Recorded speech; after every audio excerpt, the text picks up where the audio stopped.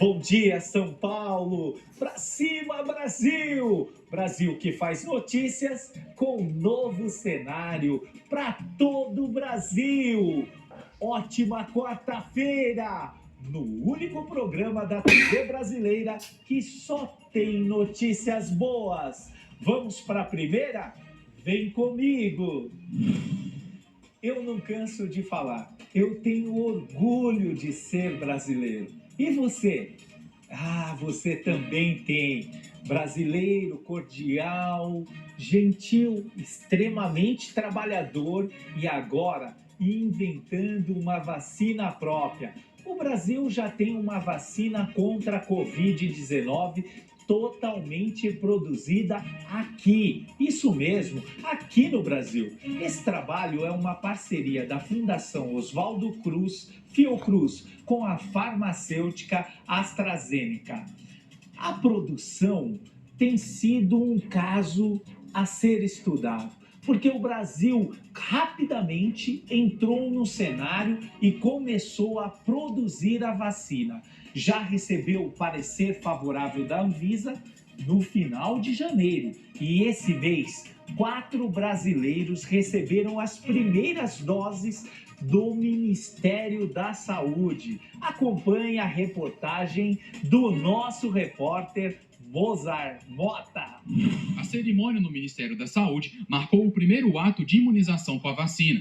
O ministro Marcelo Queiroga foi quem aplicou as doses. Diante do fenômeno de novas variantes, de preocupação e da urgência de promover a igualdade no acesso à vacina, torne-se premente o esforço pela ampliação do acesso e, fundamental, a revisão das ações em nível global no campo da produção de vacinas, medicamentos e testes diagnósticos. A vacina é resultado do contrato de transferência tecnológica entre a Fiocruz e o consórcio formado pela Universidade de Oxford e a farmacêutica AstraZeneca.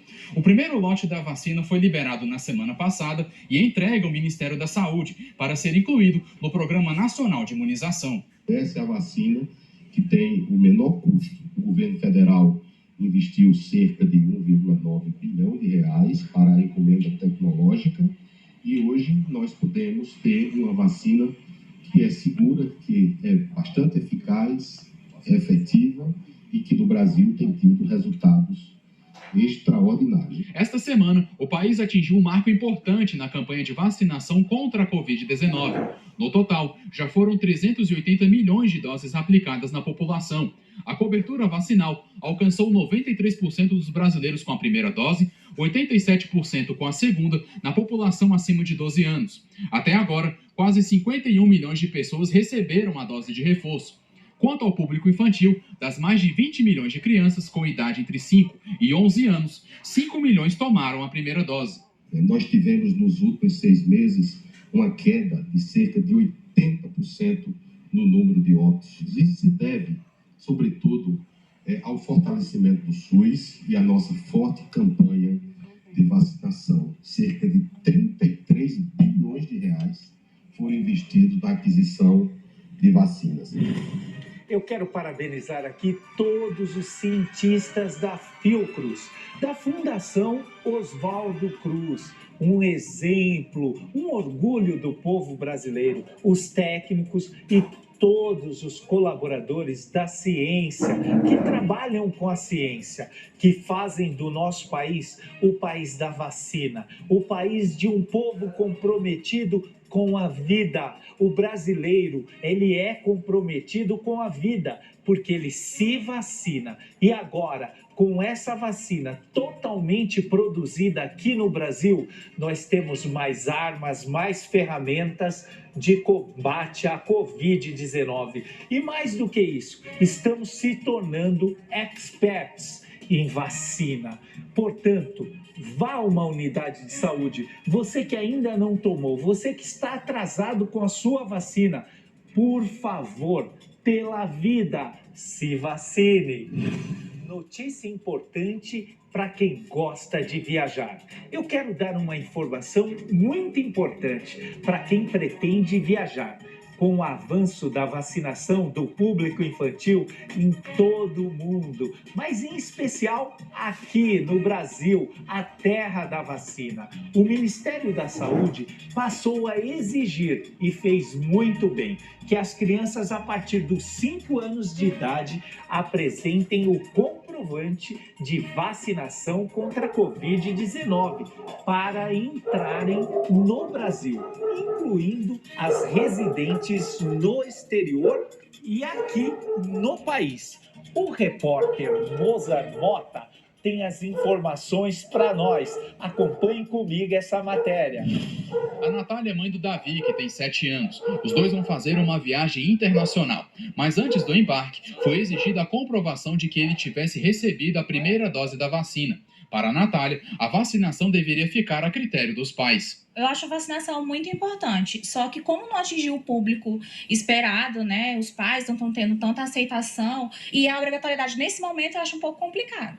Com o avanço da vacinação do público infantil em todo o mundo e também no Brasil, o Ministério da Saúde passou a exigir que crianças a partir dos 5 anos de idade apresentem o comprovante de vacinação contra a Covid-19 para entrar no país, incluindo as residentes no Brasil. A decisão também obriga estrangeiros vindos de 22 países da América do Norte, América Latina, Ásia e Oceania, além de países que pertencem à União Europeia, a comprovação do esquema vacinal. Caso essas crianças e adolescentes não comprovem que estejam imunizados e estiverem acompanhados por um responsável, elas devem cumprir um período de 14 dias de quarentena, no destino final da viagem ou no endereço que consta na declaração de saúde do viajante, conforme estabelece a portaria interministerial de janeiro deste ano. Entendemos que essa medida de enfrentamento, ela traz muito mais uma questão de política pública do que efetivamente de efetividade, ao passo que a vacina contribui, é claro, do ponto de vista da saúde pública, para uma imunização social, porém, ela nada tem a ver com a taxa de transmissibilidade que poderia acontecer de um viajante que acaba de retornar para o país. Crianças que não puderam se vacinar por motivos médicos ou razões humanitárias não precisarão apresentar o passaporte vacinal. Também estão dispensados desse processo viajantes vindos de países com baixa cobertura vacinal ou com pouco acesso ao imunizante, como países africanos e asiáticos, mesmo aqueles que tenham passado por países onde o comprovante seja exigido.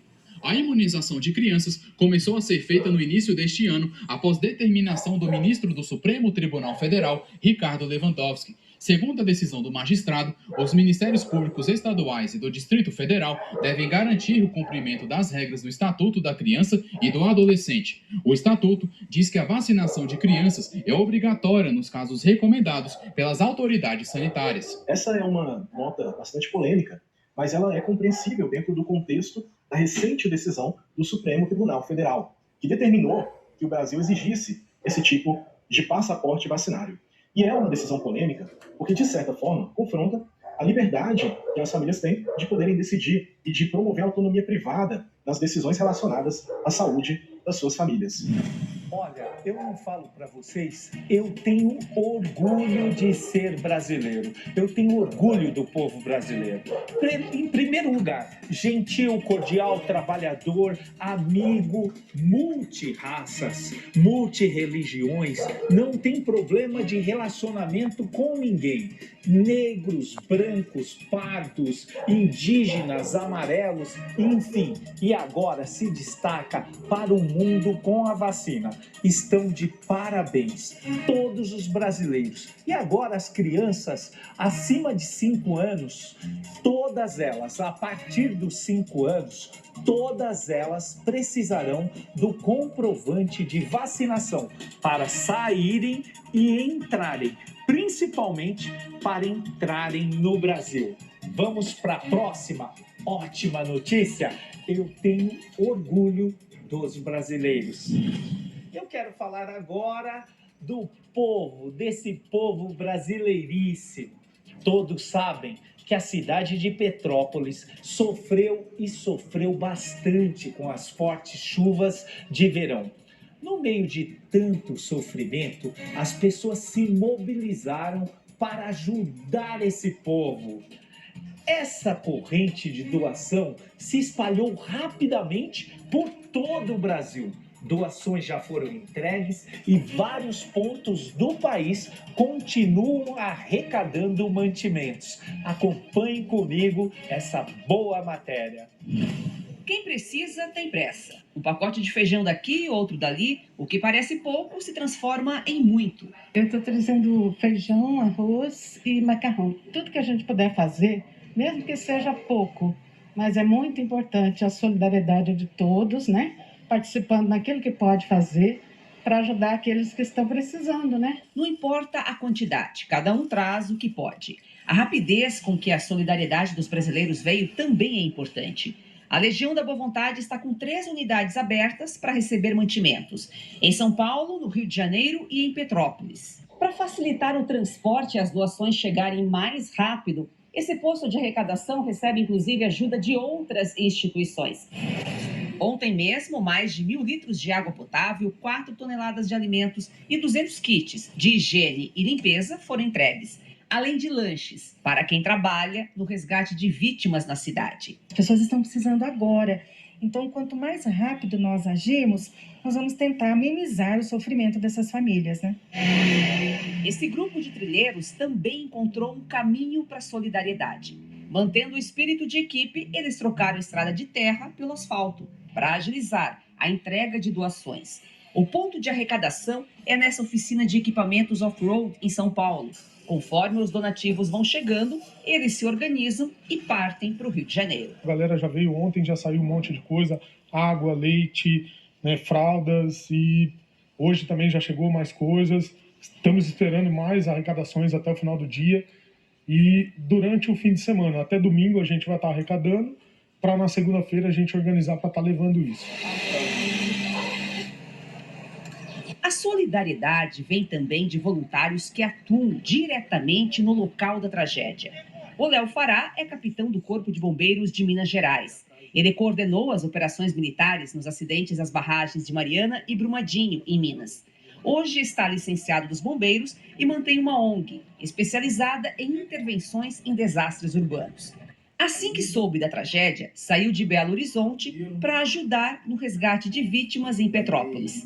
Essas imagens, feitas por ele, mostram parte das 14 horas de trabalho para retirar com vida uma mulher de 46 anos do meio da lama e dos escombros. O cenário realmente é de muita destruição. Os bombeiros estão lá no fundo trabalhando no resgate ainda de uma vítima. Estão trabalhando aqui no fundo, que está soterrada, ainda não sabe se está com vida, não está conseguindo mais contato com ela, mas são mais de 20 casas só nessa parte aqui de trás que estão completamente soterradas.